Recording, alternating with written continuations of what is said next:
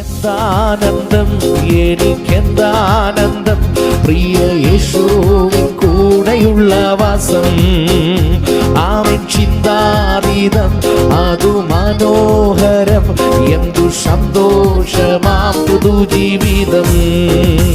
ആമേ. ഒന്നും കണ്ടിട്ടല്ല എൻ ജീവിതാരംഭം, വിശ്വാസ കാൽച്ചുവടിലത്രേ തന്നിടുന്നേ സ്വർഗ ഭണ്ഡാരത്തിൽ നിന്ന് ഒന്നീരും മുട്ടില്ലാതെ വണ്ണം.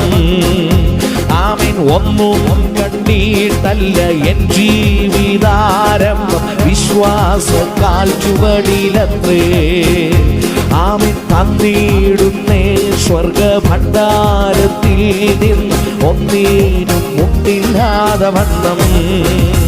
ആമേ. ആശയതീരായി ആശയോടെ വിശ്വസിക്കൂകിൽ എല്ലാം സാധ്യമെന്താനന്ദം, എനിക്കെന്താനന്ദം, പ്രിയ യേശുവിൻ കൂടെ ഉള്ള വാസം. ആമേ. ചിന്താതീതം, അത് മനോഹരം, എന്ത് സന്തോഷമാ പുതുജീവിതം. ഓ എന്താനന്ദം, എനിക്കെന്താനന്ദം, പ്രിയ യേശുവിൻ കൂടെയുള്ള വാസം. ആമേൻ. ചിന്താതീതം, അതു മനോഹരം, എന്തു സന്തോഷമാ പുതുജീവിതം. എല്ലാവരും വളരെ സന്തോഷത്തോടെ ദൈവസന്നിധിയിലായിരിക്കാം. കർത്താവിൻ്റെ സാന്നിധ്യം നമ്മുടെ മധ്യത്തിലുണ്ടല്ലോ. കർത്താവ് നമ്മെല്ലാവരെയും അനുഗ്രഹിക്കുമാറാകട്ടെ. നമ്മൾ ഒരുമിച്ച് കൂടിയിരുന്ന് ദൈവസന്നിധിയിലിരുന്ന് നമ്മുടെ വിഷയങ്ങൾ ദൈവസന്നിധിയിൽ അറിയിക്കുന്നത്, കർത്താവിനെ സ്തുതിക്കുന്നത്, കർത്താവിനെ ആരാധിക്കുന്നതൊക്കെ നമ്മുടെ ജീവിതത്തിൽ വലിയ അനുഗ്രഹത്തിനും വലിയ വിടുതലിനും കാരണമായി തീരുമെന്നുള്ളതിന് രണ്ട് പക്ഷമില്ല. അതുകൊണ്ട് വളരെ പ്രാർത്ഥനയോടെ തന്നെ ഇന്ന് പകലിലും നമുക്കൊരുമിച്ച് കർത്താവിൻ്റെ സന്നിധിയിലായിരിക്കാം. ദൈവം നിങ്ങളെല്ലാവരെയും അനുഗ്രഹിക്കട്ടെ.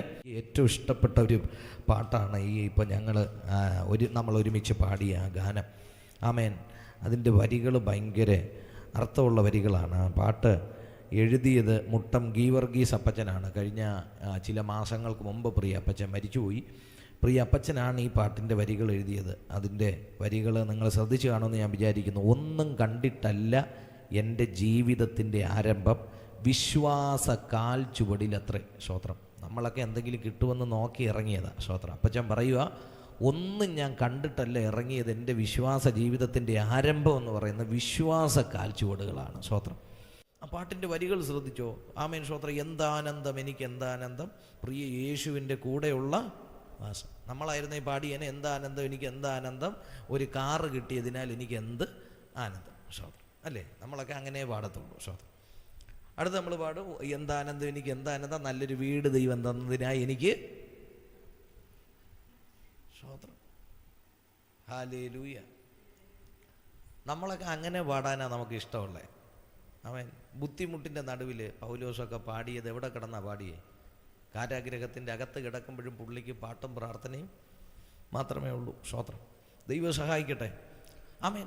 ഈ അപ്പച്ചൻ എഴുതിയ വരികളെ ഞാൻ പലപ്പോഴും ഈ വരികളെയൊക്കെ ഇങ്ങനെ ധ്യാനിച്ച് പാടി അവരുടെ ഒരു പ്രത്യാശയുണ്ടല്ലോ, അവരുടെ ഒരു പ്രത്യാശയും അവരുടെ ഒരു വിശ്വാസവും ഒക്കെ. അവർ ക്രിസ്തുവിന് വേണ്ടി അവർക്കുണ്ടായിരുന്ന ധനത്തെ ചപ്പന്നും ചവറന്നും എണ്ണിയവരാണ്. പൗലോസിൻ്റെ ചരിത്രം പഠിക്കുമ്പോൾ നമ്മൾ ബൈബിളിൽ കാണുന്ന അപ്പോസ്തലനായ പൗലോസ് ഉണ്ടല്ലോ, പൗലോസിൻ്റെ ചരിത്രം പഠിക്കുമ്പോൾ കോടീശ്വരനായ മനുഷ്യനായിരുന്നെന്നാണ് ചരിത്രം പറയുന്നത്. സ്വന്തമായിട്ട് കപ്പലുണ്ടായിരുന്ന വ്യക്തിയായിരുന്നെന്നാണ് ചരിത്രകാരന്മാർ പറയുന്നത്. ആരെക്കുറിച്ച്? പൗലോസിനെ കുറിച്ച്. പക്ഷെ പുള്ളി ഫിലിപ്പിയർക്ക് എഴുതിയ ലേഖനം എഴുതുമ്പോൾ പറയുകയാണ്, ഞാൻ എന്നാൽ ഇതെല്ലാം എനിക്ക് പറയുവാൻ പേര്, പ്രശസ്തി, കുടുംബ മഹിമ, ആമേൻ സ്തോത്രം, കുറേ കാര്യങ്ങൾ പുള്ളി പറയുന്നുണ്ട്. എബ്രായരിൽ നിന്ന് ജനിച്ച എബ്രായൻ റോമ പൗരനാണ്. ആമേൻ. അങ്ങനെ ഒത്തിരി കാര്യങ്ങൾ തനിക്ക് ലാഭമായിട്ടുള്ളതെല്ലാം പറഞ്ഞിട്ട് അവസാനം പുള്ളി കൺക്ലൂഡ് ചെയ്യുമ്പോൾ പറയുന്നൊരു വാക്കുണ്ട്. എന്നാണെന്നറിയാമോ? ഇതെല്ലാം എനിക്കുണ്ടെങ്കിലും എൻ്റെ യേശു ക്രിസ്തു നിമിത്തം ഞാൻ ഇതിനെയെല്ലാം ചപ്പെന്നും ചവറെന്നും എണ്ണുന്നു. നിങ്ങളെല്ലാവരും വായിച്ചിട്ടുള്ളതല്ലേ? സ്തോത്രം. നമുക്കെല്ലാം വായിക്കാൻ വളരെ ഈസി ആയിട്ടുള്ള കാര്യമാണ്. പക്ഷേ നമ്മളിപ്പോൾ എന്നാ ചെയ്തുകൊണ്ടിരിക്കുന്നത്? എൻ്റെ യേശു ക്രിസ്തു നിമിത്തം പൗലോസ് ചപ്പെന്നും ചവറെന്നും എണ്ണിയതിനെ ഞങ്ങൾ വാരി കൂട്ടിക്കൊണ്ടിരിക്കുകയാണ്. സ്തോത്രം. ഹല്ലേലൂയ. സ്തോത്രം. ഹല്ലേലൂയ, ദൈവത്തിന് മഹത്വം. നമ്മുടെ രണ്ട് കാലഘട്ടങ്ങളിൽ വന്നപ്പോഴുള്ള വ്യത്യാസമാണ്. ഒരു കാലഘട്ടത്തിൽ നമ്മുടെ പിതാക്കന്മാർ ക്രിസ്തുവിൻ്റെ നിന്നയെ വലിയ ധനമെന്നെണ്ണി, അല്ലേ? മോശയെക്കുറിച്ച് പറയുമ്പോൾ എബ്രായ ലേഖനത്തിൽ മോശയെക്കുറിച്ച് പൗലോസ് എഴുതുമ്പോൾ പറയുകയാണ്, ഫറവോൻ്റെ പുത്രനെന്ന് വിളിക്കപ്പെടേണ്ട ആ സ്ഥാനം, രാജകൊട്ടാരത്തിൽ ജീവിക്കേണ്ട ആ സ്ഥാനം, പദവി വേണ്ടെന്ന് വെച്ചിട്ട് ക്രിസ്തുവിൻ്റെ നിന്ന പുള്ളി വലിയ ധനമെന്നെണ്ണി. എന്നിട്ട് എന്ത് ചെയ്തു? ഇസ്രായേൽ മക്കളോടുകൂടെ മരുഭൂമിയിൽ കിടന്ന് കഷ്ടം അനുഭവിക്കുന്നത് ആര് തിരഞ്ഞെടുത്തു? ദൈവപുരുഷനായ മോശ തിരഞ്ഞെടുത്തു. സ്തോത്രം. നമ്മളായിരുന്നെങ്കിൽ എന്നാ തിരഞ്ഞെടുത്തേനെ? കർത്താവേ, കൊട്ടാരം വേണോ മരുഭൂമി വേണോ? നമ്മളേത് തിരഞ്ഞെടുക്കും? നമ്മൾ കൊട്ടാരമേ തിരഞ്ഞെടുക്കത്തുള്ളൂ. സ്തോത്രം. മോശ കൊട്ടാരത്തിനകത്താണ് വളർന്നത്. പക്ഷെ പിൽക്കാലത്ത് ക്രിസ്തുവിൻ്റെ നിന്ന വലിയ ധനമെന്നെണ്ണി. കാരണം എന്നാ? അവന് മനസ്സിലായി അവനെക്കുറിച്ചുള്ളൊരു കോളിംഗ് ഉണ്ട്. സ്തോത്രം. നമ്മെ ഓരോരുത്തരെയും ദൈവം തിരഞ്ഞെടുത്തപ്പോൾ നമ്മെക്കുറിച്ച് ദൈവത്തിന് ചില പദ്ധതികളുണ്ട്. സ്തോത്രം. ആ പദ്ധതി നമ്മൾ തിരിച്ചറിയുമ്പോഴാണ്, ആ പദ്ധതി തിരിച്ചറിയണമെങ്കിൽ ദൈവശബ്ദം നമ്മൾ കേൾക്കണം. ദൈവശബ്ദം കേൾക്കണമെങ്കിൽ ദൈവത്തോടു കൂടെ ഇരിക്കാനുള്ള സമയം കണ്ടെത്തണം. അങ്ങനെ ഇരിക്കുമ്പോഴാണ് ഒരു ഭക്തനെ കുറിച്ചുള്ള ദൈവിക പദ്ധതികൾ എന്താണെന്ന് വെളിപ്പെടുന്നതും അതിലേക്ക് ദൈവം അവനെ നടത്തുന്നതും. മോശയെ ദൈവം കൊട്ടാരത്തുനിന്ന് വെളിയിലേക്ക് ഇറക്കി കഷ്ടം അനുഭവിക്കുന്നത് മോശ തിരഞ്ഞെടുത്തു. ഈ ദാവീദിൻ്റെ ജീവിതത്തിൽ നോക്കിയാൽ നേരെ തിരിച്ചാണ് സംഭവിച്ചത്. ദാവീദ് എവിടെ ആയിരുന്നു? ഒന്നുമില്ലാതെ കാട്ടിനകത്തായിരുന്നു. എന്നാൽ ദൈവം അവനെ ഉയർത്തി എവിടെ കൊണ്ടുവന്നു? കൊട്ടാരത്തിനകത്ത് കൊണ്ടുവന്നു. സ്തോത്രം. നമ്മൾ എവിടെ ആയിരിക്കുന്നു എന്നുള്ളതല്ല, ദൈവ സാന്നിധ്യത്തിൻ്റെ കൂടെയാണോ നമ്മളായിരിക്കുന്നത്? നമ്മോടുകൂടെ ദൈവം ഉണ്ടോ? നമ്മൾ നടക്കുന്ന വഴികളിൽ ദൈവ സാന്നിധ്യം ഉണ്ടോ? നമ്മൾ സംസാരിക്കുന്ന വാക്കുകൾക്കകത്ത് ദൈവകൃപയുണ്ടോ? നമ്മുടെ രഹസ്യ പരസ്യ ജീവിതത്തിനകത്തൊക്കെ ദൈവ സാന്നിധ്യമുണ്ടോ എന്നുള്ളതാണ് ഏറ്റവും പ്രധാനപ്പെട്ട കാര്യം. സ്തോത്രം. അതുകൊണ്ട് ഡിമാൻഡുകളില്ലാത്ത ക്രിസ്തീയ ജീവിതം നയിക്കുന്നതാണ് ഏറ്റവും പ്രീഷ്യസ് ആയിട്ടുള്ള, ഏറ്റവും വിലപിടിപ്പുള്ളത്. സ്തോത്രം. അതാണ് നമ്മൾ പാടിയ പാട്ടിൽ കണ്ടില്ല, ഒന്നും കണ്ടിട്ടല്ല എൻ്റെ ജീവിതത്തിൻ്റെ ആരംഭം, ഞാൻ വിശ്വാസ കാൽച്ചുവടിലായിരുന്നു ആദ്യത്തെ കാൽച്ചുവടുകൾ വെച്ചത്. എന്നിട്ട് പറയുകയാണ്, ആ അപ്പച്ചൻ പറയുന്ന വരികൾ ഇങ്ങനെയാണ്. സ്തോത്രം. എങ്കിലും ഞാൻ വിശ്വാസത്താൽ വെച്ചെങ്കിലും ഞാൻ തളർന്നു പോയില്ല, എനിക്ക് ആവശ്യമുള്ളതെല്ലാം തന്നിടുന്നേ, സ്വർഗ ഭണ്ഡാരത്തിൽ നിന്നും ഒന്നിനും കുറവില്ലാതെ വണ്ണം. സ്തോത്രം. എന്നിട്ട് വീണ്ടും അടുത്ത വരി പറയുന്നത് കേട്ടോ, ആശയ്ക്കെതിരായി ആശയോടെ വിശ്വസിക്കുകിൽ എല്ലാം സാധ്യമായി തീരും. എന്ന് പറഞ്ഞാൽ നമ്മുടെ ആശയ്ക്ക് എതിരായിട്ടാണ് സാഹചര്യം ഉള്ളെങ്കിലും നമ്മൾ ആശയോടെ അതിനെ വിശ്വസിച്ചാൽ, സ്തോത്രം, ചില ദൈവ പ്രവൃത്തികൾ, നമ്മൾ ദൈവിക വാഗ്ദത്തങ്ങൾ, ദൈവിക പ്രവചന ശബ്ദങ്ങൾ, സ്തോത്രം, നമ്മൾ കേട്ട ദൈവിക ദൂതുകളെയൊക്കെ നമ്മുടെ ജീവിതത്തിൽ അത് ആശയോടെ നമ്മൾ വിശ്വസിച്ചാൽ, വിശ്വാസത്താൽ അതിനെ നമ്മൾ നേടിയെടുക്കുന്നവരായി തീരും. ഹല്ലേലൂയ. ദൈവത്തിന് മഹത്വം ഉണ്ടാകട്ടെ, ദൈവത്തിന് മഹത്വം ഉണ്ടാകട്ടെ. യേശു ക്രിസ്തുവിൻ്റെ ഗിരിപ്രഭാഷണത്തിൽ നിന്നാണ് നമ്മൾ ചിന്തിച്ചുകൊണ്ടിരിക്കുന്നത്. മത്തായി എഴുതിയ സുവിശേഷം 5, 6, 7 അധ്യായങ്ങളിലാണ് യേശു ക്രിസ്തുവിൻ്റെ ഗിരിപ്രഭാഷണം രേഖപ്പെടുത്തിയിരിക്കുന്നത്. നമുക്ക് ആ 7-ാം അധ്യായത്തിൻ്റെ 12-ാം വാക്യം ഒന്ന് വായിക്കാം. വായിച്ചേട്ടെ. മനുഷ്യർ നിങ്ങൾക്ക് ചെയ്യണമെന്ന് നിങ്ങൾ ഇച്ഛിക്കുന്നതൊക്കെയും നിങ്ങൾ അവർക്കും ചെയ്യുവിൻ. ന്യായപ്രമാണവും പ്രവാചകന്മാരും ഇത് തന്നെ. മനുഷ്യർ നിങ്ങൾക്ക് ചെയ്യണമെന്ന് ആഗ്രഹിക്കുന്നതിനെ നിങ്ങൾ അവർക്ക് ചെയ്യുവിൻ. ന്യായപ്രമാണവും പ്രവാചകന്മാരും ഇത് തന്നെ. യേശു പറഞ്ഞ വാക്കുകളാണ്. സ്തോത്രം. അതിൽ നിന്നൊരു 5 പോയിന്റ് ഞാൻ പറയാൻ വേണ്ടി ആഗ്രഹിക്കുന്നു. അതിൻ്റെ ഒന്നാമത്തെ പോയിന്റ് കഴിഞ്ഞ ആഴ്ചയിൽ നമുക്ക് ശ്രദ്ധിക്കുവാൻ കഴിഞ്ഞു. ഒന്നാമത് ഞാൻ പറഞ്ഞു, നിഷ്കളങ്കമായി നമ്മൾ സ്നേഹിക്കുന്നവരായിരിക്കണം, അല്ലേ? നമ്മൾ നിഷ്കളങ്കമായി എന്ത് ചെയ്യുക? സ്നേഹിക്കുന്നവരായിരിക്കണം. സ്തോത്രം. ദൈവത്തെ സ്നേഹിക്കണം. അതുപോലെ തന്നെ കർത്താവായ യേശു ക്രിസ്തു പറഞ്ഞു, നമ്മുടെ അയൽക്കാരെ, നമ്മുടെ കൂട്ടു സഹോദരങ്ങളെ, മറ്റുള്ളവരെ, അവരെല്ലാം നമ്മെപ്പോലെ തന്നെ നമ്മൾ എന്ത് ചെയ്യുന്നവരായിരിക്കണം? സ്നേഹിക്കുന്നവരായിരിക്കണം. സ്തോത്രം. എങ്ങനെയാണ് സ്നേഹിക്കേണ്ടതെന്നും ആ പോയിന്റിനെ കുറിച്ചും കഴിഞ്ഞ ആഴ്ച നമ്മൾ ചിന്തിച്ചത് കൊണ്ട് അത് അവിടെ വെച്ച് ഫുൾ സ്റ്റോപ്പ് ഇട്ട് അടുത്ത പോയിന്റിലേക്ക് നമ്മൾ കടക്കുകയാണ്. ഞാൻ മറ്റുള്ളവരിൽ നിന്ന് എന്താണോ പ്രതീക്ഷിക്കുന്നത്, ആ പ്രതീക്ഷിക്കുന്നതിനെ തിരിച്ച് ചെയ്യണമെന്നാണ്, മറ്റുള്ളവർക്ക് അങ്ങോട്ട് ചെയ്യാൻ ആദ്യം പഠിക്കണമെന്നാണ് യേശു പഠിപ്പിച്ചത്. ഈ യേശു പഠിപ്പിച്ച നിയമത്തെ ബൈബിളിലെ യേശുക്രിസ്തുവിൻ്റെ പഠിപ്പിക്കലുകളുടെ സുവർണ നിയമം എന്നാണ് അറിയപ്പെടുന്നത്. ഗോൾഡൻ റൂൾ എന്നാണ് യേശുക്രിസ്തു പറഞ്ഞ ഈ വാക്യത്തിനെ അറിയപ്പെടുന്നത്. നമ്മുടെ ഒരാൾ ഇങ്ങോട്ട് എങ്ങനെ ഇടപെടണമെന്ന് ആഗ്രഹിക്കുന്നു അതുപോലെ നിങ്ങൾ അവരെ ട്രീറ്റ് ചെയ്താൽ മതി. സ്തോത്രം. നമ്മളെ ഒരാൾ എങ്ങനെയാണോ ഇങ്ങോട്ട് പെരുമാറണമെന്ന് നമ്മൾ ആഗ്രഹിക്കുന്നത്, ഇടപെടണമെന്ന് ആഗ്രഹിക്കുന്നത്, അതുപോലെ നിങ്ങൾ അവരോട് ആദ്യം പെരുമാറുക. കൊടുപ്പിനെന്നാൽ നിങ്ങൾക്ക് കിട്ടും. ഇതുമായിട്ട് ബന്ധപ്പെട്ട് നമ്മുടെ പഠിക്കുന്ന കുഞ്ഞുങ്ങൾക്കറിയാൻ ന്യൂട്ടൻ്റെ ഒരു ചലന നിയമമുണ്ട്. 3-ാമത്തെയോ 4-ാമത്തെയോ ചലന നിയമമാണ്. സ്തോത്രം. എന്തുവാണെന്നറിയാം? ഏതൊരു പ്രവർത്തനത്തിനും അതിൻ്റെ തുല്യവും വിപരീതവുമായ പ്രതിപ്രവർത്തനം ഉണ്ടാകും. പഠിച്ചിട്ടുള്ളവരുണ്ടോ? സ്തോത്രം. അതിന് ഉദാഹരണമായിട്ട് ന്യൂട്ടൺ പറയുന്നത് എന്നാണെന്നറിയാമോ? ഒരു റബ്ബർ പന്ത് എൻ്റെ കയ്യിലുണ്ടെന്നിരിക്കട്ടെ, ഞാൻ ഇവിടെ നിന്ന് വീശി എറിഞ്ഞാൽ എന്ത് ചെയ്യുമെന്നറിയാമോ? ആ ചെവരിൽ ചെന്ന് ഇടിച്ചിട്ട് എന്ത് ചെയ്യും? അത് അവിടെ വീഴുവോ? ഇല്ല. ഞാൻ എറിഞ്ഞ അതേ സ്പീഡിൽ അവിടെ ഹിറ്റ് ചെയ്തിട്ട് അതെന്ത് ചെയ്യും? തിരിച്ച് വരും. അതാണ് പറഞ്ഞത്, ഏതൊരു പ്രവർത്തനത്തിനും അതിൻ്റെ തുല്യവും വിപരീതവുമായ പ്രതിപ്രവർത്തനം ഉണ്ടാകും. Every action there is an equal and opposite reaction എന്നാണ് പറയുന്നത്. അപ്പോൾ ഏതൊരു ആക്ഷനും അതിൻ്റെ ഈക്വൽ ആൻഡ് ഓപ്പോസിറ്റ് റിയാക്ഷൻ ഉണ്ടാകുമെന്നാണ് ന്യൂട്ടൺ തൻ്റെ ചലന നിയമത്തിൽ പറയുന്നത്.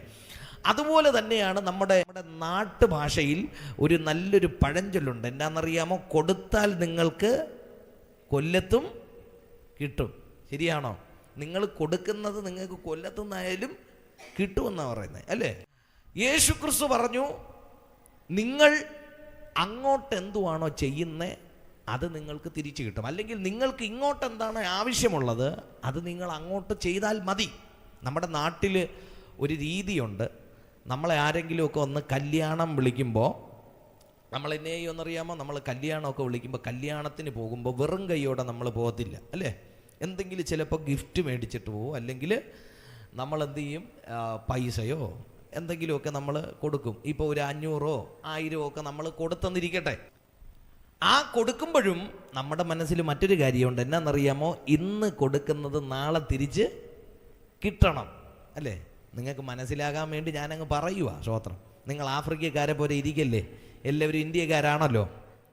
അപ്പം നമുക്ക് കൊടുക്കുന്നതിനൊരളവുണ്ട്. നമുക്ക് കൊടുക്കുമ്പോൾ അറിയാം ഈ കൊടുക്കുന്നത് നമുക്ക് എന്ത് ചെയ്യും? തിരിച്ച് നാളെ കിട്ടും. അതാണ് നമ്മുടെ ഒരു നാട്ടു നടപ്പെന്ന് പറയുന്നത്. ആദ്യം നമ്മൾ എന്ത് ചെയ്യും? നമ്മൾ കൊടുക്കും. കൊടുത്തിട്ട് നമ്മൾ പ്രതീക്ഷിക്കും തിരിച്ച് എന്ത് ചെയ്യണം? അത് കിട്ടണം. കറങ്ങി തിരിച്ച് കിട്ടണം. സ്തോത്രം. അതിന് വേണ്ടിയിട്ടാണ് നമ്മൾ കൊടുക്കുന്നത് പോലും. പലരും കൊടുക്കുന്നത് തന്നെ തിരിച്ച് കിട്ടാൻ വേണ്ടി. നമ്മളൊന്നും തിരിച്ച് ആഗ്രഹിക്കാതെ കൊടുക്കുന്നവരല്ല. പക്ഷെ ബൈബിളിൻ്റെ റൂൾ അങ്ങനെയല്ല കേട്ടോ. ബൈബിൾ പഠിപ്പിക്കുന്ന യേശുക്രിസ്തു പഠിപ്പിച്ച പഠിപ്പിക്കലുകൾ വ്യത്യാസമാണ്. നിങ്ങൾ ഒരിക്കലും ഒരാൾക്ക് എന്തെങ്കിലുമൊക്കെ കൊടുക്കുമ്പോൾ, അല്ലെങ്കിൽ ഒരു ദാനം ചെയ്യുമ്പോഴോ ഒരാളെ സഹായിക്കുമ്പോഴോ ഒരിക്കലും അത് തിരിച്ച് കിട്ടുമെന്ന് പറഞ്ഞ് നിങ്ങൾ കൊടുക്കരുത്.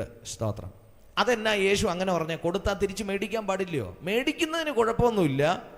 തിരിച്ച് കിട്ടുമെന്ന് പ്രതീക്ഷിച്ചിരുന്ന് ചിലപ്പോൾ കിട്ടിയില്ലെങ്കിൽ, അല്ലെങ്കിൽ താമസിക്കുമ്പോൾ നമുക്ക് എന്നാ ഉണ്ടാകും? മനസ്സിനകത്ത് ഭയങ്കര വിഷമമുണ്ടാകും. ഈ എക്സ്പെക്റ്റേഷനാണ് നമുക്ക് വിഷമത്തിൻ്റെ അളവ് ക്രമീകരിക്കുന്നത്. നമ്മുടെ എക്സ്പെക്റ്റേഷൻ, നമ്മൾ എത്രത്തോളം ആഗ്രഹിക്കുമോ, ഈ ആഗ്രഹിച്ചിരിക്കുന്ന സാധനം കിട്ടാതിരിക്കുമ്പോൾ നമുക്ക് ഭയങ്കര വിഷമം ഉണ്ടാകും.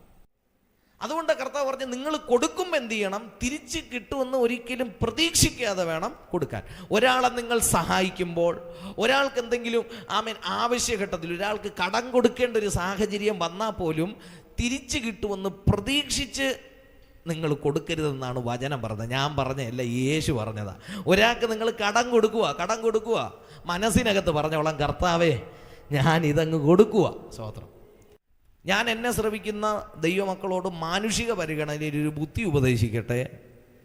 ദയവ് ചെയ്ത് നിങ്ങൾക്ക് സ്നേഹബന്ധങ്ങൾ നിലനിർത്തി കൊണ്ടുപോകണമെങ്കിൽ കാശ് കടം കൊടുക്കുന്ന പരിപാടി കുറയ്ക്കണം. സ്തോത്രം. കടം കൊടുക്കുന്നത് തെറ്റെന്നല്ല, ആവശ്യത്തിലിരിക്കുന്നവനെ സഹായിക്കാം. പക്ഷെ കടം കൊടുത്താലുള്ള പ്രശ്നം എന്നാണെന്നറിയാമോ?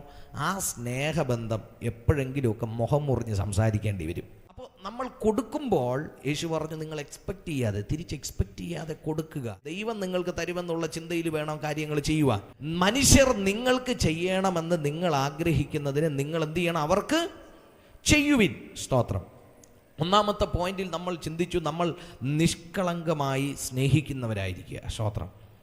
രണ്ടാമത് ഇന്ന് നമ്മൾ ചിന്തിക്കാൻ പോകുന്ന, നമ്മൾ ക്ഷമിക്കുന്നവരായിരിക്കുക. സ്തോത്രം. ആമേൻ. എങ്ങനെയാണ് ക്ഷമിക്കേണ്ടത്? യേശു ക്രിസ്തു ക്ഷമിച്ചതുപോലെ ക്ഷമിക്കുന്നവരായിരിക്കണം. നമ്മളെല്ലാവരിൽ നിന്നും ആഗ്രഹിക്കുന്ന ഒരു കാര്യമാണ് നമ്മളെല്ലാവരും അക്സെപ്റ്റ് ചെയ്യണമെന്നുള്ളത്, എല്ലാവരും നമ്മളെ അംഗീകരിക്കണമെന്നുള്ളത് നമ്മൾ ആഗ്രഹിക്കുന്നവരാണ്. സ്തോത്രം. നമ്മുടെ ബന്ധങ്ങൾക്കകത്ത് നമ്മൾ ഒരുമിച്ച് കൂട്ടായ്മകൾ കൂടുമ്പോൾ നമ്മുടെ കുടുംബത്തിനകത്തായാലും കുറവില്ലാത്ത ഒറ്റ മനുഷ്യനെ നമുക്ക് കാണാൻ പറ്റത്തില്ല. നമുക്ക് ദൈവം സൗഖ്യത്തോടുകൂടെ നല്ലൊരു നാക്കും നല്ലൊരു നാക്ക്, എല്ലാത്തിനും പ്രതികരിക്കാൻ പറ്റിയ നല്ലൊരു നാക്കും നല്ല കേൾവി ശക്തിയും ദൈവം നമുക്ക് തന്നിട്ടുണ്ട്. ഇത് രണ്ടും ഉള്ളിടത്തോളം കാലം നമ്മളെപ്പോലെ അടിയുണ്ടാക്കാൻ മിടുക്കരായിട്ടുള്ള വ്യക്തി വേറെ ആരുമില്ല. അവാർഡ് കൊടുക്കണമെങ്കിൽ നമ്മുടെ ഇവിടെ ഇരിക്കുന്ന ആളുകൾക്ക് തന്നെ കൊടുക്കേണ്ടി വരും. അങ്ങനെയാണ് കാര്യങ്ങൾ. സ്തോത്രം. നമ്മളെല്ലാവരും കുറവുള്ള മനുഷ്യരാണ്, അല്ലേ? നമ്മളെല്ലാവരും കുറവുള്ള മനുഷ്യരാണ്. നമ്മളെല്ലാവരും കുറവുള്ള മനുഷ്യരാണ്. സ്തോത്രം. എന്നാൽ ആരെങ്കിലും സ്വന്തം കുറവ് വിളിച്ചു പറഞ്ഞ് കിടക്കുന്ന ആരെങ്കിലും കണ്ടിട്ടുണ്ടോ? സ്വന്തം കുറവ് വിളിച്ചു പറയുന്ന ഒരൊറ്റ വ്യക്തിയും നമുക്ക് കാണാൻ പറ്റത്തില്ല. കഴിഞ്ഞ ദിവസം എൻ്റെ സ്റ്റാറ്റസ് ചെക്ക് ചെയ്യുന്നവർക്ക് അറിയാം. കഴിഞ്ഞ ദിവസം എനിക്കൊരു നല്ലൊരു കോട്ട് കിട്ടി. ഇത് കാണുന്നുണ്ടോ? നിങ്ങൾക്ക് കാണാമോ? ഒരാളുടെ ഫോട്ടോ കാണാം, അല്ലേ? എന്തുവാണെന്നറിയാമോ? അത് വായിച്ച് കേൾപ്പിച്ചു തരാം. അവനാള് ശരിയല്ല, ഇവനാള് ശരിയല്ല, അവളാള് ശരിയല്ല, ഇവളാള് ശരിയല്ല എന്നൊക്കെ മറ്റുള്ളവരോട് പറഞ്ഞു നടക്കുന്നതിനിടയിൽ ഞാൻ ആള് ശരിയാണോ എന്ന് നിങ്ങൾ എപ്പോഴെങ്കിലും സ്വയം ചിന്തിച്ചിട്ടുണ്ടോ? ഇതാണ് അതിനകത്ത് പറയുന്നത്, അല്ലേ? ശരിയല്ലേ? അവനാള് ശരിയല്ല, ഇവനാള് ശരിയല്ല, ഇതൊക്കെ നമ്മൾ എന്ത് ചെയ്യും? വിളിച്ചു പറഞ്ഞുകൊണ്ട് നടക്കും. ആരെങ്കിലും കേട്ടിട്ടുണ്ടോ ഞാൻ ആള് ശരിയല്ലെന്ന് പറഞ്ഞു കിടക്കുന്ന? ആരെങ്കിലും കണ്ടിട്ടുണ്ടോ? നമ്മളെപ്പോലെ നീതിമാന്മാർ ലോകത്തില്ലെന്നാണ് നമ്മൾ വിശ്വസിച്ചിരിക്കുന്നത്. തൽക്കാലം അങ്ങനെ ഇരുന്നോട്ടെ. ഒരു ഭാര്യയും ഭർത്താവും തമ്മിൽ വഴക്കുണ്ടായെന്നിരിക്കട്ടെ. വഴക്കുണ്ടായി അങ്ങനെ ഇരിക്കുമ്പോൾ അവരങ്ങ് പാസ്റ്ററിനെ വിളിച്ചെന്നിരിക്കട്ടെ. പാസ്റ്ററിനെ വിളിച്ചു, പ്രശ്നം അങ്ങോട്ട് മൂത്തു, അവരെ കൊണ്ട് നിയന്ത്രിക്കാൻ പറ്റാതായി. അവർ പാസ്റ്ററിനെ വിളിച്ചു. പാസ്റ്റർ വീട്ടിൽ വന്നു, കാര്യം കേൾക്കാൻ വേണ്ടി ഇരിക്കുകയാണ്. ഒരു സൈഡിൽ അച്ചായൻ നിൽക്കുന്നു, ഒരു സൈഡിൽ അമ്മാമ ഇരിക്കുന്നു എന്ന് ചിന്തിക്കുക. രണ്ടുപേരും കൂടെ സംസാരിക്കാൻ തുടങ്ങി. നിങ്ങളൊന്ന് ഇമാജിനേഷൻ ചെയ്യണം, നിങ്ങളൊന്ന് കണ്ടു നോക്കണം. ആ പ്രശ്നത്തിനെ കുറിച്ച്, ആ വീട്ടിൽ നടന്ന പ്രശ്നത്തിനെ കുറിച്ച് രണ്ടുപേരും പറയുക. രണ്ടുപേരും നല്ല അടിയൊക്കെ ഉണ്ടാക്കിയിട്ട് നിൽക്കുക. രണ്ടുപേരും അങ്ങോട്ട് പറയാൻ തുടങ്ങി എന്തുവാണെന്ന് പ്രശ്നമെന്ന്. എന്തുമായിരിക്കും അവർ പറയുന്നത്? നിങ്ങളൊന്ന് ചിന്തിച്ചേ. ഈ അച്ഛൻ പറയുന്നത് മൊത്തം ആരുടെ കാര്യമായിരിക്കും? ആൻറ്റിയുടെ കാര്യമായിരിക്കും. ഈ ആൻറ്റി പറയുന്നത് മൊത്തം ആരുടെ കാര്യമായിരിക്കും? അച്ചായൻ്റെ കാര്യമായിരിക്കും. ആരെങ്കിലും പറയോ, പാസ്റ്ററെ എൻ്റെ കുറവ് കൊണ്ടാണ് ഈ ജീവിതത്തിൽ ഇങ്ങനെയുള്ള വഴക്കുകളെല്ലാം ഉണ്ടായത്, അതുകൊണ്ട് ഞാൻ ദൈവനാമത്തിൽ ക്ഷമ ചോദിക്കുന്നുവെന്ന് ആരെങ്കിലും പറഞ്ഞതായിട്ട് നിങ്ങൾ കേട്ടിട്ടുണ്ടോ? നിങ്ങളും കേട്ടിട്ടില്ല, ഞാനും കേട്ടിട്ടില്ല. അങ്ങനെ കേൾക്കാനായിരുന്നു ഞങ്ങൾക്കും ആഗ്രഹം. പക്ഷെ അബദ്ധവശാൽ അങ്ങനെ ആരും, ഒരു മനുഷ്യനും എന്ത് ചെയ്യത്തില്ല? സ്വന്തം കുറവുകളെ സമ്മതിക്കത്തില്ല. സ്തോത്രം. എപ്പോഴും മറ്റുള്ളവരെ കുറിച്ച് എന്ത് ചെയ്യും? നമ്മുടെ തെറ്റാണെങ്കിൽ പോലും നമ്മൾ മറ്റുള്ളവരെ എന്ത് ചെയ്യും? പ്രൊജക്റ്റ് ചെയ്ത് കാണിക്കും. അതങ്ങനെ വന്നതുകൊണ്ടാണ് ഞാൻ അങ്ങനെ ചെയ്തത്, അവൻ അങ്ങനെ പറഞ്ഞതുകൊണ്ടാണ്, അല്ലേ? സ്വയമായിട്ട് നീതീകരിക്കാനുള്ളൊരു സ്വഭാവം. പക്ഷെ എന്നാ പറയട്ടെ, വചനം പറയുന്നത്, വചനം അനുസരിച്ച് ചെയ്യുമ്പോൾ എന്നാ ചെയ്യണമെന്നറിയാമോ? മനുഷ്യർ നിങ്ങൾക്ക് ചെയ്യണമെന്ന് നിങ്ങൾ ആഗ്രഹിക്കുന്നതിന് നിങ്ങൾ ആദ്യം എന്ത് ചെയ്യണം? അവർക്ക് ചെയ്യുവിൻ. സ്തോത്രം. ഞാൻ പറഞ്ഞു രണ്ടാമത്തെ പോയിന്റ്, ക്ഷമിക്കുക. സ്തോത്രം. ഹല്ലേലൂയ.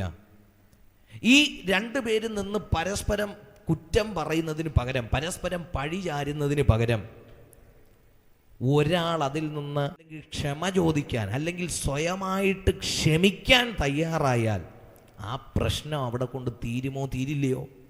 തീരും, അല്ലേ? സ്തോത്രം. കഴിഞ്ഞ ദിവസം ഇതുപോലെ ആമേൻ സ്തോത്രം, മറ്റൊരു പോസ്റ്റ് ഞാൻ കണ്ടത് ഇങ്ങനെയാണ്. കുറച്ച് തീപ്പെട്ടിക്കൊള്ളികൾ ഇങ്ങനെ നിരത്തി വെച്ചിട്ടേ അതിൻ്റെ ഒരു സൈഡിൽ നിന്ന് ഇങ്ങനെ കത്തിച്ചു വിടുവാന്ന് വെച്ചു. ഇതിങ്ങനെ നിരന്ന് കത്തിപ്പോവുക. അതിൻ്റെ ഇടയ്ക്ക് നിന്ന് ഒരു കൊള്ളിയെ പതിയെ താഴോട്ട് വലിച്ചു വെച്ച ആ കത്തൽ അവിടെ കൊണ്ട് എന്ത് ചെയ്യും? നിൽക്കും. ആണേ, ചിലപ്പോൾ നമ്മുടെ സൈഡായിരിക്കാം ശരിയെന്ന് പറയുന്നത്. സ്തോത്രം. മാനുഷികമായി നോക്കുമ്പോൾ ഏത് കോടതിയിൽ പോയാലും നിങ്ങളുടെ പക്ഷത്ത് തന്നെയാണ് ശരി. അങ്ങനെ ആയിരിക്കട്ടെ. സ്തോത്രം. നിങ്ങളുടെ പക്ഷത്ത് തന്നെയാണ് ശരി, അത് സമ്മതിച്ചിരിക്കുക. പക്ഷെ കർത്താവ് പറയുന്നു നിങ്ങൾ ക്ഷമിക്കുന്നവരായിരിക്കണം. ഇതൊരു ആത്മാവിൻ്റെ ഫലം കൂടെയാണ് കേട്ടോ. പരിശുദ്ധാത്മാവിൻ്റെ ഫലം കൂടെയാണ് ക്ഷമയെന്ന് പറയുന്നത്. സ്തോത്രം. ഭയങ്കര പാവങ്ങളാണ് എൻ്റെ ഫ്രണ്ട് ഇരിക്കുന്നതെന്ന് നിങ്ങളിങ്ങനെ ഇരുന്നു കൊണ്ട് എന്നെ ആക്ട് ചെയ്ത് കാണിക്കുകയാണ്, എനിക്കറിയാം. ആമേൻ. ഇതൊക്കെ ജീവിതത്തിനകത്ത് വരണം, അപ്പോൾ അറിയാം നമ്മളൊക്കെ ആരാണെന്ന്. സ്തോത്രം. കർത്താവ് പറയും നമ്മുടെ ഭാഗത്താണ് ശരിയെങ്കിൽ പോലും നിങ്ങൾ മനഃപൂർവ്വമായിട്ട് വിട്ടുവീഴ്ചയ്ക്ക് തയ്യാറാകണമെന്ന കർത്താവിൻ്റെ വചനം പറയുന്നത്. സ്തോത്രം. നമ്മൾ ഉദ്ദേശിക്കുന്നത് തന്നെ ആ പുള്ളി ആദ്യം ക്ഷമിക്കട്ടെ എന്നാ. സ്തോത്രം. എൻ്റെ ഓപ്പോസിറ്റ് നിൽക്കുന്ന വ്യക്തി ആദ്യം ക്ഷമിക്കട്ടെ, എന്നിട്ട് ഞാൻ ക്ഷമിക്കാം. അവൻ എന്നോട് വന്ന് ആദ്യം എന്ത് ചെയ്യട്ടെ, മാപ്പ് ചോദിക്കട്ടെ, അതിനുശേഷം ഞാൻ എന്ത് ചെയ്യാം. അവൻ എന്നോട് വന്ന് ആദ്യം നിരപ്പ് പ്രാപിക്കട്ടെ, അവനല്ലേ പ്രശ്നം തുടങ്ങിയത്. സ്തോത്രം. അതുകൊണ്ടാണ് കർത്താവ് പറഞ്ഞത് നിങ്ങൾ ആരാധനയ്ക്ക് വരുമ്പോൾ, നമുക്കെല്ലാം അറിയാന്നുള്ള കാര്യം അല്ലേ, നിങ്ങൾ ആരാധനയ്ക്ക് വരുമ്പോൾ നിങ്ങൾക്ക് വല്ലവനോടും വല്ലതും ഉണ്ടെന്ന് തോന്നിയാൽ വഴിപാട് അവിടെ വെച്ചിട്ട് ആദ്യം നീ പോയി അവനോട് എന്ത് ചെയ്യണം. അല്ല, അവനാണ് നിന്നോട് പ്രശ്നം ഉണ്ടെന്ന് തോന്നിയാലും നീ പോയി നിരപ്പ് പ്രാപിക്കണം, നീ പോയി ക്ഷമ ചോദിക്കണം. ഈ പ്രോസസ്സ് നമുക്ക് പെന്തക്കോസ്ത് പള്ളിക്കകത്ത് കാണാൻ പറ്റും. എപ്പോഴാണെന്നറിയാമോ? തിരുവത്താഴം എടുക്കുന്നതിന് ഒരു അരമണിക്കൂർ മുമ്പേ. ഹല്ലേലൂയ. ഞാൻ നിങ്ങളോട് പറയുന്നത് ദൈവവചനത്തിൻ്റെ അടിസ്ഥാനത്തിൽ ഞാൻ പറയുന്നത് തിരുവത്താഴത്തിന് അരമണിക്കൂർ മുമ്പ് പ്രാപിക്കുന്ന നിരപ്പല്ല, ജീവിതകാലം മുഴുവനും മനഃപൂർവ്വമായി മറ്റുള്ളവരോട് ക്ഷമിക്കാൻ കഴിയുന്ന ഒരു ഹൃദയത്തിന് വേണ്ടി ദൈവത്തോട് പ്രാർത്ഥിക്കണം. സ്തോത്രം. പുറത്തുള്ളവരോട് ക്ഷമിക്കുന്നതിന് മുമ്പേ ആദ്യം വീടിനകത്ത് നിരപ്പ് പ്രാപിച്ചു തുടങ്ങണം. സ്തോത്രം. വീടിനകത്ത് മനഃപൂർവ്വമായി ക്ഷമിക്കാൻ തയ്യാറാകണം. പല കാര്യങ്ങളിലും മനഃപൂർവ്വമായി നമ്മളൊന്ന് ക്ഷമിച്ചാൽ തീരാകുന്ന പ്രശ്നമേ പല വീടുകൾക്കകത്തും ഉള്ളൂ. സ്തോത്രം. കർത്താവ് പറയുക, നിങ്ങൾ മറ്റുള്ളവരിൽ നിന്ന് ആഗ്രഹിക്കുന്നത് നിങ്ങൾ എന്ത് ചെയ്യണം, തിരിച്ചവർക്ക് ചെയ്യുന്നവരായിരിക്കും. യേശു നമുക്കെല്ലാത്തിനും ഉത്തമ മാതൃക എന്ന് പറയുന്നത് ആരാ? യേശു ക്രിസ്തുവാ. യേശു ക്രിസ്തുവിനെ 5 കോടതികളിൽ മാറി 6 പ്രാവശ്യം വിസ്തരിച്ചിട്ടും യേശു ക്രിസ്തുവിൻ്റെ മേൽ ഒരു കുറ്റം പോലും ചുമത്താൻ ഇല്ലാതിരുന്നിട്ടും ജനങ്ങളുടെ ആരവാരം നിമിത്തം അവനെ ക്രൂശിക്കാൻ വേണ്ടി കൽപ്പിച്ചു. സ്തോത്രം. അവിടെ നിന്ന പടയാളികൾ എന്ത് ചെയ്തു? യേശു ക്രിസ്തുവിൻ്റെ മുതുകിനെ ഉഴവുചാൽ കീറുന്നത് പോലെ കീറിയെന്നാണ് എഴുതി വെച്ചേക്കുന്നത്. ഈ കുരിശും കൊണ്ട് നടന്നു പോകുന്ന വഴിക്ക്, ഈ ക്രൂശും എടുത്തുകൊണ്ട് നടന്നു പോകുന്ന വഴിക്ക് വീണും എഴുന്നേറ്റും യേശു ക്രിസ്തുവിൻ്റെ മുഖം കണ്ടാൽ ആളല്ല എന്ന് തോന്നുമാറ്. സ്തോത്രം. ഒരു മാംസ കഷ്ണത്തിനെ രക്തത്തോടുകൂടി വലിച്ചു കൊണ്ടുപോകുന്നത് പോലെ. ആമേൻ. പ്രവാചകൻ എന്ന് പറഞ്ഞവനെ കളിയാക്കുക. നിന്നെ അടിക്കുന്നത് ആരെന്ന് നീ പറ. മുഖത്ത് തുപ്പുക. സ്തോത്രം. നിന്ദിക്കുക. ഇത്രയും ആളുകളുടെ മുമ്പിൽ നിന്ദിക്കുക. ആമേൻ. അവസാനം ക്രൂശിച്ചത് ഉണ്ടായിരുന്ന വസ്ത്രം പോലും ഊരിയെടുത്ത് നഗ്നനായിട്ട് ക്രൂശിച്ചെന്നാണ് ചരിത്രം പറയുന്നത്. കുരിശടിയിൽ കാണുന്ന യേശു അല്ല യഥാർത്ഥ യേശു കേട്ടോ. ഫോട്ടോയിൽ കാണുന്ന യേശു അല്ല യഥാർത്ഥ യേശു. അതിനകത്ത് തുണി ഉടുത്തിട്ടുണ്ട്. പക്ഷേ ചരിത്രം പറയുന്നത് യഥാർത്ഥമായിട്ട് യേശു ക്രിസ്തുവിനെ ക്രൂശിക്കുമ്പോൾ അവൻ്റെ അങ്കിയെ ചീട്ടിട്ടവരെടുത്തിട്ട് അവനെ നഗ്നനാക്കി ക്രൂശിച്ചെന്നാണ് പറയുന്നത്. അവനെ കാണുന്നവർ അവൻ്റെ മുഖത്തേക്ക് നോക്കുവാൻ കഴിയാതെ ലജ്ജിച്ച് തലതാഴ്ത്തി പോയെന്നാണ് ചരിത്രവും ബൈബിളും പറയുന്നത്. യേശു ക്രിസ്തുവിനെ നഗ്നനാക്കി ക്രൂശിച്ചു. സ്തോത്രം. എത്ര വയസ്സാ ഉള്ളേ? 33.5 വയസ്സുള്ള ചെറുപ്പക്കാരനായ വ്യക്തിയെ. സ്തോത്രം. അങ്ങനെ ചെയ്തവർ ക്രൂശിച്ചപ്പോൾ ആ ക്രൂശിൽ കടന്നുകൊണ്ട് കർത്താവ് ഒരു പ്രാർത്ഥനാ വാചകം ചൊല്ലി. എന്നാന്നറിയാമോ? സ്വർഗസ്ഥനായ പിതാവേ, ഇവർ ചെയ്യുന്നത് എന്തെന്നറിയായികയാൽ ഇവരോട്. അതോ ഞാൻ രാജ്യത്വം പ്രാപിച്ചു വരുമ്പോൾ യോമാരെ എല്ലാം കാണിച്ചു കൊടുക്കണം കർത്താവ് എന്നാണോ പറഞ്ഞേ? ക്രൂശിന്റെ ഇടത്തും വലത്തും 2 കള്ളന്മാരെ വെച്ചേക്കുക. ഒരു കള്ളൻ അവിടെ കിടന്ന് പറയുക, നീ ദൈവപുത്രനാണെങ്കിൽ നീ നിന്നെ തന്നെ രക്ഷിച്ച് ഞങ്ങളെയും കൂടെ. സ്തോത്രം. ഹല്ലേലൂയ. അതിൻ്റെ നടുവിലും യേശു ക്രിസ്തു പ്രാർത്ഥിച്ച പ്രാർത്ഥനയാണ് നമ്മൾ കേട്ടത്. കർത്താവേ, ഇവർ ചെയ്യുന്നത് എന്തെന്നറിയായികയാൽ ഇവരോട് ക്ഷമിക്കണമേ. സ്തോത്രം. കർത്താവിന് മഹത്വം ഉണ്ടാകട്ടെ. ഇന്ന് വൈകുന്നേരം എന്നെ ശ്രദ്ധിക്കുന്ന എത്ര പേർ കർത്താവിൻ്റെ നാമത്തെ പ്രതി ക്ഷമിക്കാൻ തയ്യാറാകും? സ്തോത്രം. നമുക്ക് എത്ര പേർക്ക് ഇതുപോലെ ക്ഷമിക്കാൻ കഴിയും? നമ്മളെ അപമാനിച്ചവരുടെ, ആമേൻ. മുഖം ഓർക്കുമ്പോൾ അവരെ ഓർത്ത് ദേഷ്യപ്പെടുകയല്ല ചെയ്യേണ്ടത്. സ്തോത്രം. അവരോട് ക്ഷമിക്കണമേ എന്ന് കർത്താവിനോട് പ്രാർത്ഥിക്കണം. സ്തോത്രം. ഇത് ആത്മാവിൻ്റെ ഫലമെന്നാണ് നമ്മൾ കാണുന്നത്. ഗലാത്യർ എഴുതിയ ലേഖനത്തിൽ നമ്മൾ കാണുന്ന ആത്മാവിൻ്റെ ഫലം 9 എണ്ണം പറയുമ്പോൾ അതിലൊരെണ്ണമാണ് എന്ത്? ക്ഷമയെന്ന് പറയുന്നത്. ഇത് പരിശുദ്ധാത്മാവ് പ്രാപിച്ചവനെ കൊണ്ട് പറ്റത്തുള്ളൂ. സ്തോത്രം. സാധാ മനുഷ്യനെ കൊണ്ട് നടക്കത്തില്ല. ഒരു വചനം കൂടെ ഒന്ന് വായിക്കാമോ? മത്തായി എഴുതിയ സുവിശേഷം 5-ാം അധ്യായം. ഒരാൾ മാത്രം എടുത്താൽ മതി. ഹല്ലേലൂയ. 5-ാം അധ്യായം അതിൻ്റെ 46, 47, 48 വാക്യങ്ങളൊന്ന് വായിച്ചേ. 5-ന്റെ 46, 47, 48. നിങ്ങളെ സ്നേഹിക്കുന്നവരെ സ്നേഹിച്ചാൽ നിങ്ങൾക്ക് എന്ത് പ്രതിഫലം? ചുങ്കക്കാരും അങ്ങനെ തന്നെ, അല്ലെങ്കിൽ പാപികളും ഈ ലോകപ്രകാരം ജീവിക്കുന്നവരും അങ്ങനെ തന്നെ അല്ലയോ ചെയ്യുന്നത്? അടുത്ത്, സഹോദരന്മാരെ മാത്രം വന്ദനം ചെയ്താൽ നിങ്ങൾക്ക് എന്ത് വിശേഷത? അടുത്ത്, ജാതികളും അങ്ങനെ തന്നെ ചെയ്യുന്നില്ലയോ?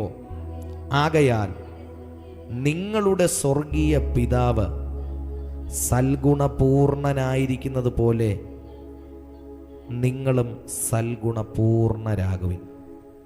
എല്ലാ കണ്ണുകളും ദൈവസന്നിധിയിൽ അടയ്ക്കാം. ഹല്ലേലൂയ. ദൈവത്തിന്റെ മഹത്വം. ചുടമനഘടക ശംധരാതിമാന. അങ്ങേ ചിറകിൻ മറവിലാണു ഞാൻ, എന്റെ വിശ്വാസം പറഞ്ഞേ ആമേൻ. അങ്ങേ ചിറകിൻ മറവിലാണു ഞാൻ, എന്റെ വിശ്വാസം. ലോകം, ഈ ലോകം പാപം പിശാചെന്നെ തൊടുകയില്ല. ദുഷ്ടഘോര ശത്രു എന്നെ കാണുകയില്ല. ലോകം പാപം പിശാചെന്നെ, ദുഷ്ടഘോര ശത്രു എന്നെ കാണുകയില്ല. അങ്ങേ ചിറകിൻ മറവിലാണു ഞാൻ, എന്റെ വിശ്വാസം വർദ്ധിപ്പിക്കണേ. അങ്ങേ ചിറകിൻ മറവിലാണു ഞാൻ, എന്റെ വിശ്വാസം